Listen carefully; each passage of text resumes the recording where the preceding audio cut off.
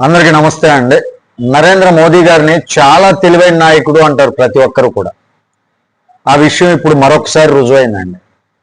అదేంటంటే పెట్రోల్ ధరల విషయంలో ఇప్పుడు ఇదే చర్చ జరుగుతుంది. నరేంద్ర మోదీ గారు చాలా తెలివైనటువంటి నాయకుడు అని. ప్రపంచవ్యాప్తంగా ఇంధన ధరలు పెరిగాయి యుద్ధం కారణంగా. మన పక్కనే ఉన్నటువంటి పాకిస్తాన్ కావచ్చు, శ్రీలంక కావచ్చు, బంగ్లాదేశ్ కావచ్చు, అగ్రరాజ్యమైనటువంటి యునైటెడ్ స్టేట్స్ లో కూడా పెట్రోల్ ధరలు, ఆయిల్ ధరలు అనేది చాలా భారీగా పెరుగుదల కనిపించింది. కానీ మన దేశంలో మాత్రం పెట్రోల్ ధర పెద్దగా పెరగలేదు. ఎందుకు అనుకుంటున్నారు? దీనిలోనే అసలు స్ట్రాటజీ ఉందండి నరేంద్ర మోదీ గారిది. నిన్న నయారా ఎనర్జీ వాళ్ళ ధరలు మాత్రం పెరిగాయి. అది పెట్రోల్ కంపెనీ, అది ప్రైవేట్ కంపెనీ అండి, గవర్నమెంట్ కంపెనీ కాదు. నేరుగా ప్రభుత్వానికి దానికి సంబంధం లేదు. ఇప్పుడు మన టాపిక్ ఏంటంటే, మన వార్త ఏంటంటే, కేంద్రం ఎక్సైజ్ డ్యూటీ తగ్గించిందట. ఇది విన్న వెంటనే చాలా మంది, అంటే ఇప్పుడు పంపు దగ్గర, అంటే పెట్రోల్ బంకుల్లో పెట్రోల్ యొక్క ధర తగ్గిపోతుందా అని అనుకోవటం మొదలుపెట్టారు. భారతదేశంలో పెట్రోల్ ధర 4 భాగాల మీద ఆధారపడి ఉంటుందండి. క్రూడ్ ఆయిల్ ప్లస్ రిఫైనింగ్ ఖర్చు, కేంద్రం ఎక్సైజ్ డ్యూటీ, డీలర్ కమిషన్, రాష్ట్ర వ్యాట్, ఈ 4 మీద ఈ ధర అనేది ఆధారపడి ఉంటుంది. ఉదాహరణకు Indian oil corporation, Bharat petroleum, Hindustan petroleum లాంటి కంపెనీలకు 1 లీటర్ పెట్రోల్ తయారీ ఖర్చు 20 నుంచి 30 రూపాయల మధ్య, అంటే సమయానుసారంగా మారుతూ ఉంటుందండి. అయితే పంపు ధర ఎందుకు 100 రూపీస్ ప్లస్ ఇప్పుడు ఎందుకు కనపడుతుంది? ఇదంతా కూడా ట్యాక్స్ స్ట్రక్చర్ అన్నమాట.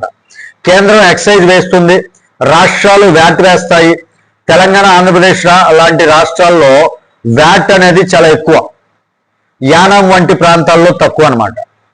ఇప్పుడు క్రూడ్ ఆయిల్ ధరల ట్రెండ్ చూస్తే 60 నుంచి 70, అంటే 90 నుంచి 100 దాకా కూడా వెళ్ళింది. ప్రపంచవ్యాప్తంగా ధరలు పెరగడానికి కారణం ఇదే అన్నమాట. ఇదే కారణం. 60 నుంచి 70 ఉండాల్సింది 90 నుంచి 100 దాకా వెళ్ళింది. అంటే కారణం ఏంటంటే వీటి మీదే ఆధారపడి ఉంటుంది, వ్యాట్ కావచ్చు, వీటన్నిటి మీద. అయితే మన దగ్గర ఎందుకు పెరగలేదు? ఇక్కడే కేంద్రం తీసుకున్నటువంటి విధానం ఉందని విశ్లేషకులు చెప్తున్నారండి. ధరలు పెంచొద్దు, మేము ఎక్సైజ్ తగ్గిస్తాం. దాంతో ఆ పెట్రోల్ బంకుల్లో పెద్దగా పెరగదండి, అంటే పెద్దగా పెరగదు, పెద్దగా తగ్గదు ఇలాంటి వాటి వల్ల. కానీ ఆయిల్ కంపెనీలకి పెరిగిన ఖర్చులో కొంత ఉపశమనం వస్తుంది. అంటే ఈ తగ్గింపు ఏదైతే ఉందో ఆ తగ్గింపు ప్రజలకు నేరుగా తగ్గింపు కాదు. పెట్రోల్ పంపుల్లో ధర అయితే యాజ్ ఇట్ ఈజ్ ఉంటుంది, కానీ పెట్రోల్ ధర పెరగకుండా ఆపినటువంటి చర్య అన్నమాట. ఏదైతే కంపెనీలకి ఎక్సైజ్ తగ్గిస్తామని నరేంద్ర మోదీ గారు చెప్పారో అది పెట్రోల్ ధరలు మన పెట్రోల్ బంకుల్లో పెరగకుండా ఆపినటువంటి చర్య. నిజంగా పంపు ధర తగ్గాలి అంటే రాష్ట్రాలు కూడా వ్యాట్ తగ్గించాలండి. ఇది కేంద్రంలో ఎక్సైజ్ డ్యూటీ తగ్గించారు, ఎక్సైజ్ తగ్గించారు, వ్యాట్ తగ్గించాలి. వ్యాట్ తగ్గించాలి అంటే రాష్ట్ర ప్రభుత్వం చేయాలి. అలా రాష్ట్ర ప్రభుత్వం ఎప్పుడైతే వ్యాట్ తగ్గిస్తుందో అప్పుడు మాత్రమే రేట్లు తగ్గుతాయి అన్నమాట.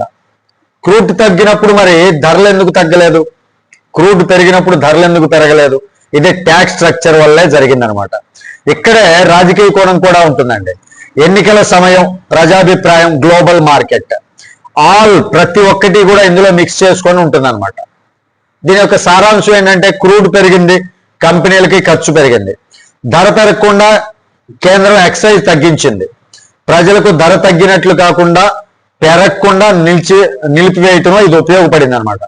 ఇది మంచి నిర్ణయమా లేక రాజకీయ వ్యూహమా అనేది మీ అభిప్రాయం ఏంటి అనేది కామెంట్ రూపంలో తెలియజేయండి. కానీ పెట్రోల్ ధరలు అసలు లెక్క ఇదేనండి.